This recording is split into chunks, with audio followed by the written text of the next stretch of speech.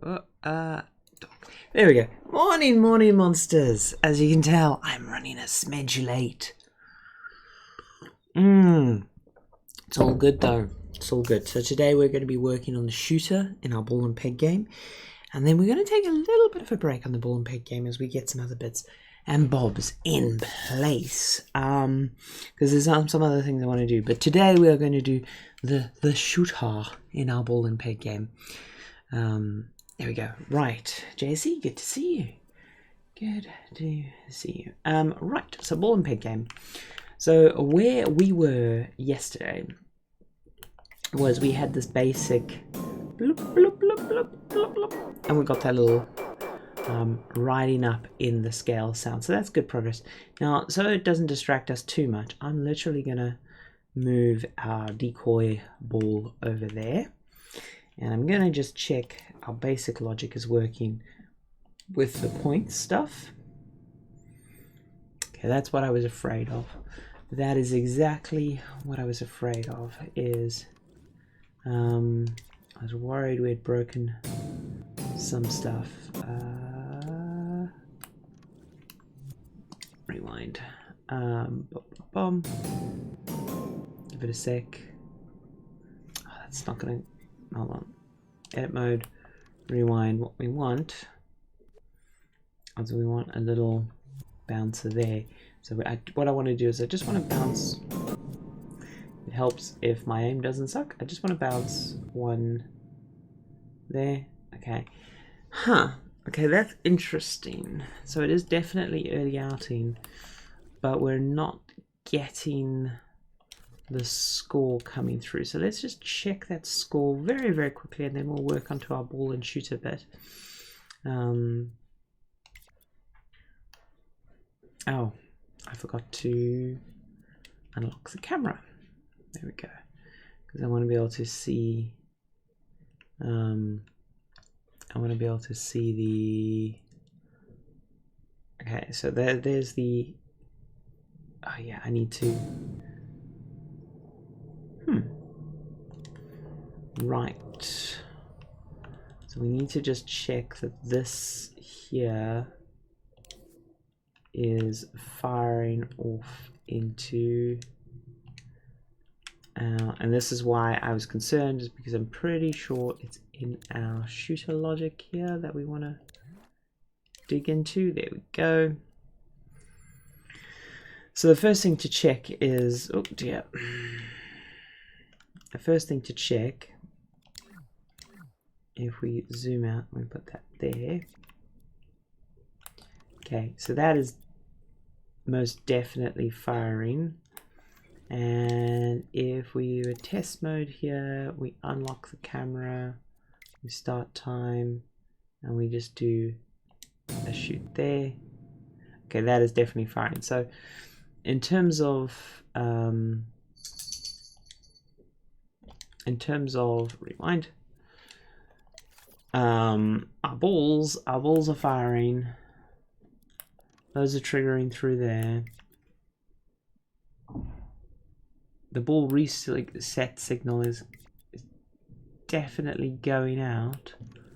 What's interesting here is pitch shift. Is pitch shift being reset? Let us take a peek. Okay, we don't need the sensor. We know the sensor's working 100%. Okay, that is interesting because that screams to me that. Right, I think I know the problem. There's not a 1 frame delay in here, so that's getting killed straight away.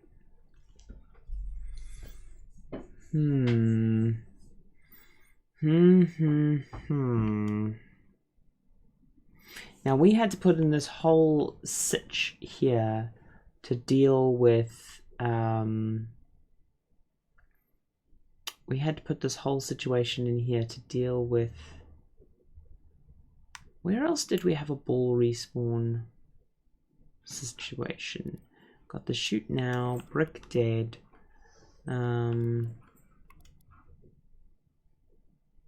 Oh, inside the individual bricks, we've got a ball respawn listener on this timeline here. Ball respawn. Okay. We know that's firing correctly because the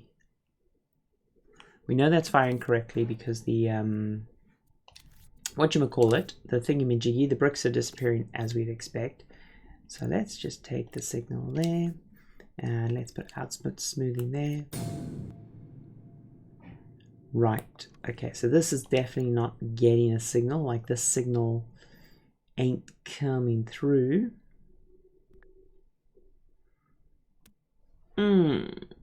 Interesting. So I think we're going to have to rejig this slightly, but as per yesterday's lesson, when rejigging things slightly, it helps to rejig the source element. Yeah, save.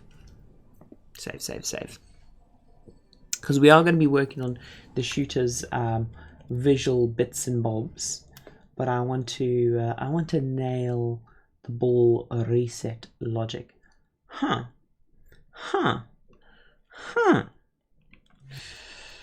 She says, don't work on the bits in your seed because they will cause you problems. And lo and behold, problems.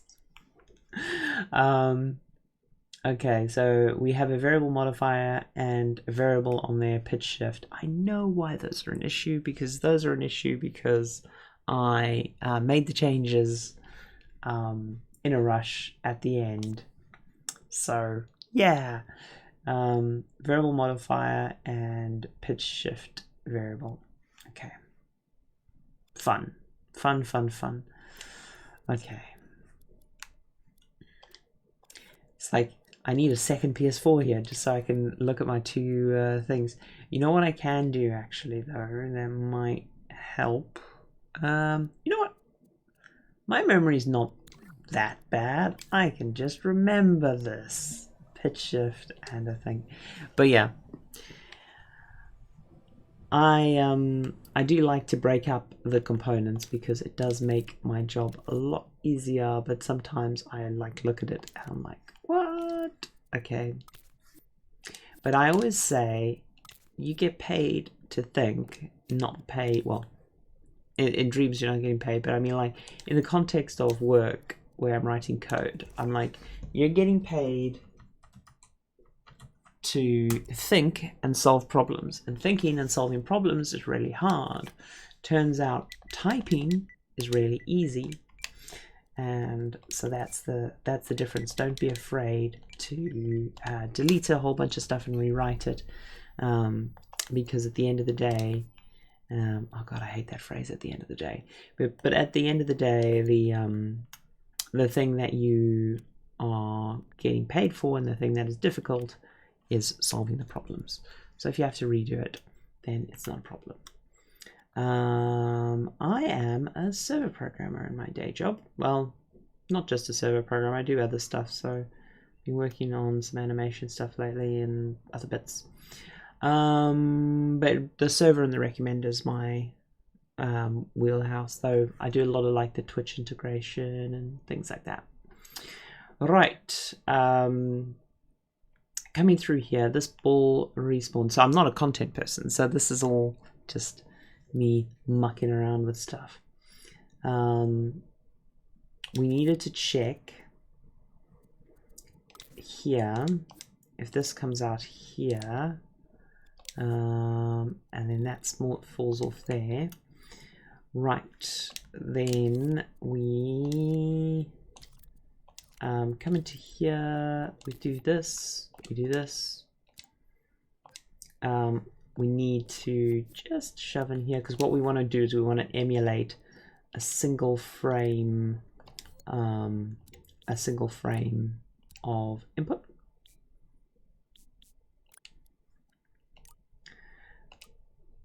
Oh wait, we need time.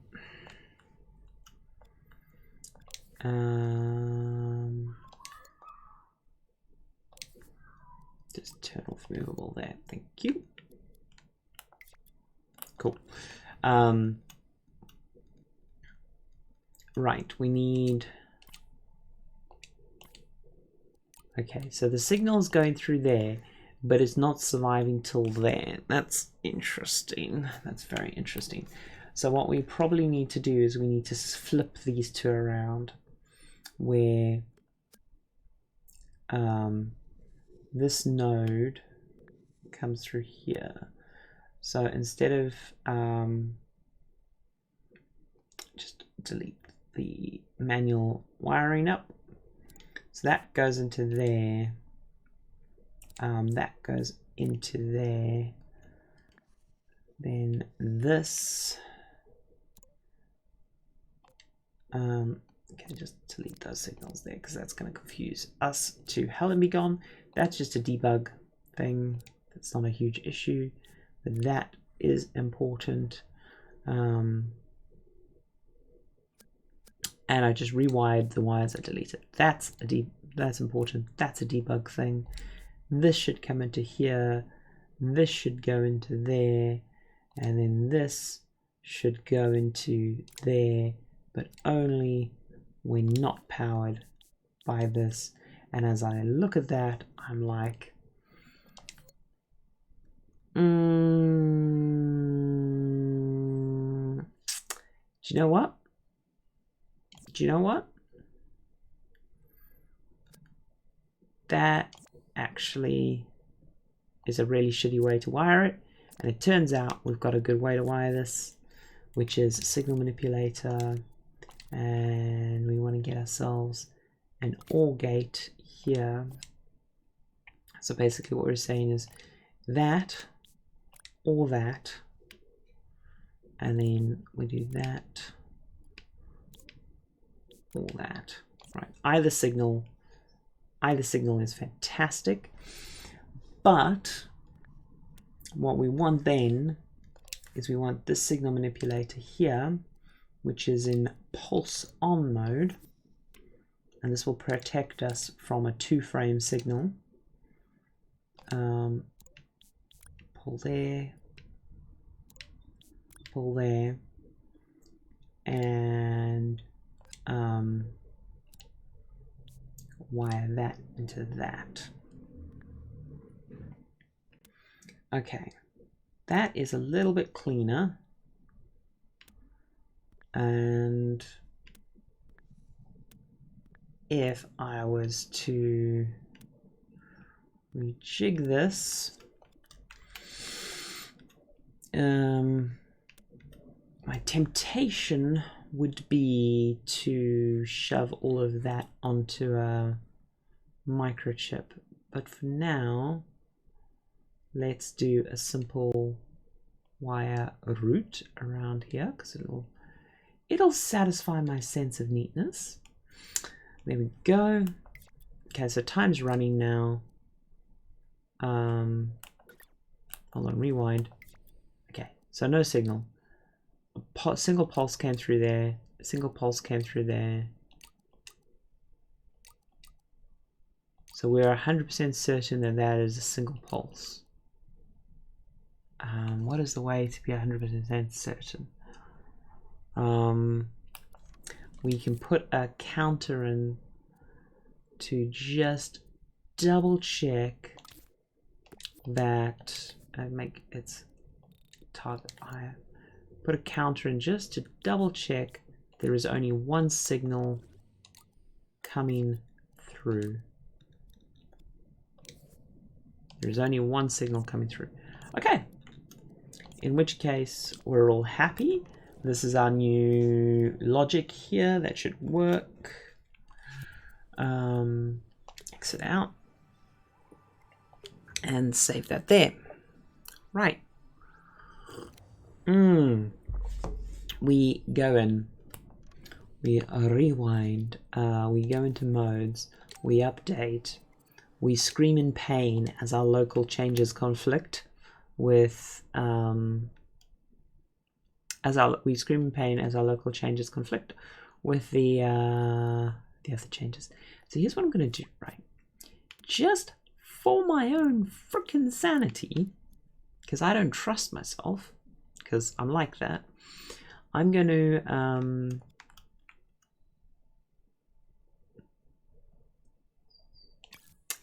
for my own sanity, I'm going to go edit the source here, save. You know how we have the hinge bit and it's currently hinging to the board? I don't like that because it means that if I delete it and restamp it, we have to sort of rehinge it. So what I'm going to do is I'm going to shove grid mode on. I'm going to move this, I'm going to align this to grid. I'm going to move this to the origin, right? And we're going to move it one notch out from the origin. Yes, one notch out from the origin, and then we're going to go into here. We're going to place the most I'm going to make it magic magenta because we're going to do a huge update to the shooter object. That's kind of our next thing. Align to grid, but I want to definitely align it smack in the middle. Okay, so now we are going to do our connector fun times. Gadgets. So this means that if we delete and stamp it in, like all of our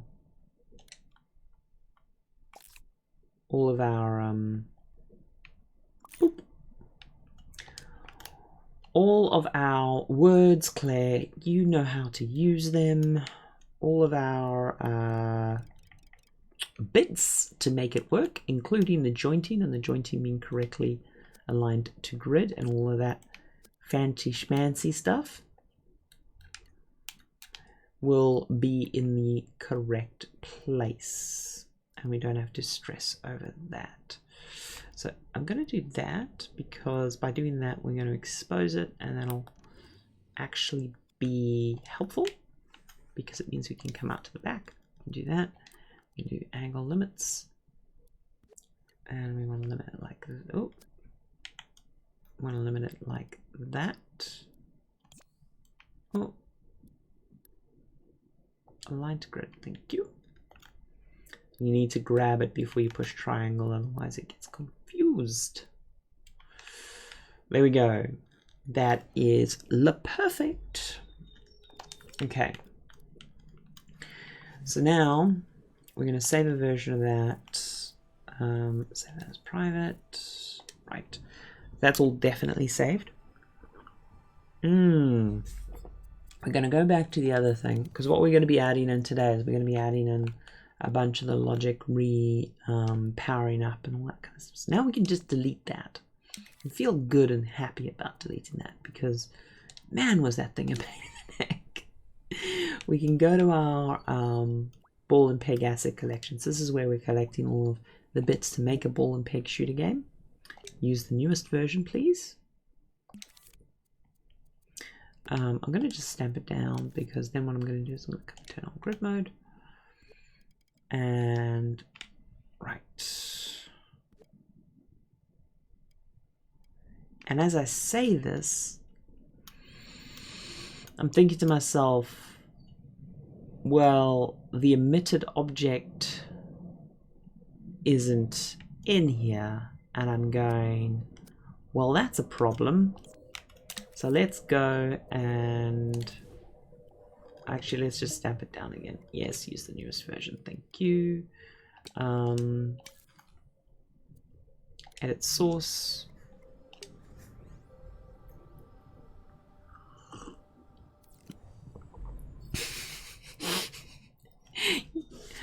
Oh dear. Right, so for those of you on YouTube, this is a live show in the mornings. Come join us on Twitch. I am thinking about right, okay, cool. What we need to do now is check. Okay, there's our emitted ball. I thought I'd lost our ball. Right. Plopped. plot.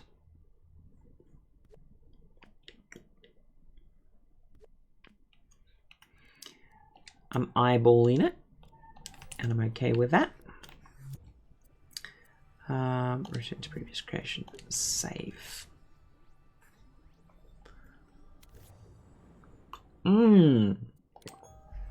Okay. Apparently I've got 2 ball and peg shooters in the scene. I do not see 2 ball and peg shooters in the scene, but whatevs. I'm actually a lot less stressed about precisely lining this thing up because of the the way the hinge now works. So I'm actually a lot less stressed about that. But what I do want is that wired to that. Okay, so now let's play and test that. Wait for it to go through. Boop. Okay, so the reset logic's working correctly, the shooty logic's working correctly. Okay, so now we just need to, inside of it, edit source, save. We need to make an indicator for when it's ready to shoot, and then we're going to art it up tomorrow. And well, actually not tomorrow. Tomorrow we're going to be doing something different because I just need a little bit of a break from the ball and peg project. But I don't want to spoil the surprise of what we're doing tomorrow. Right. So this is literally just going to be a very simple. See, there's a few different ways you can do state machines. My way that I tend to reach for always, because it appeals to my code mind, is to use a selector, because that's literally what they were built for. What is often cleaner is to use a timeline and just to animate in between timeline, because you can so obviously see stuff on a timeline, and timelines are so powerful. In this case, I think we are going to use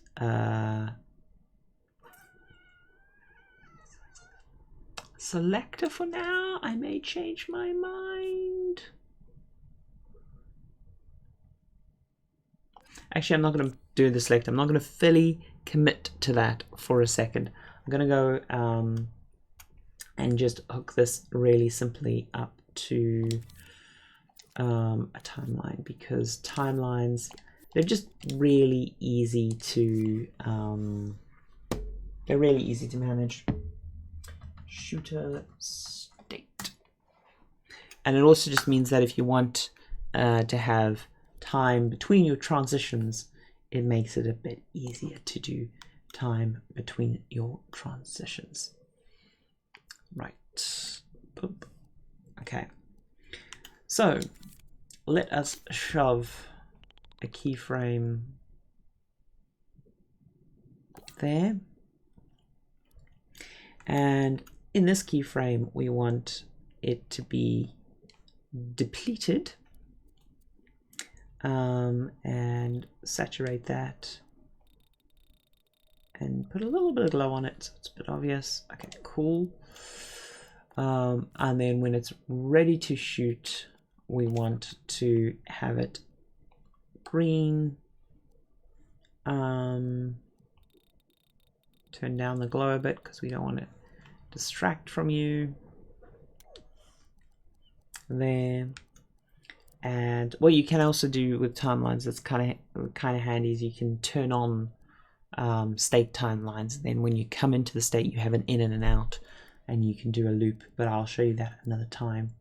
And then when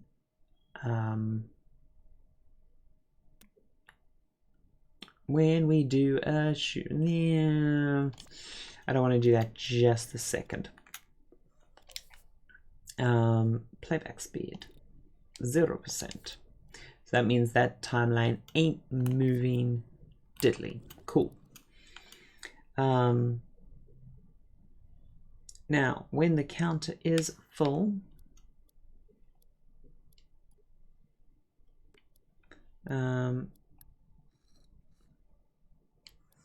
wait, do we want it to be when the counter is full, or when the counter... You know, for now, I'm just going to make it the counter full. I'm going to just wire that into that. And we're going to do that.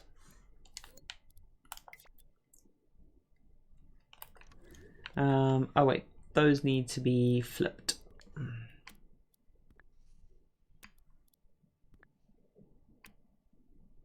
There we go. And so we go back to our previous creation, save.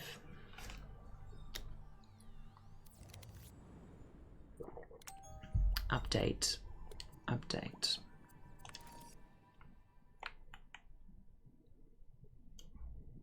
Interesting.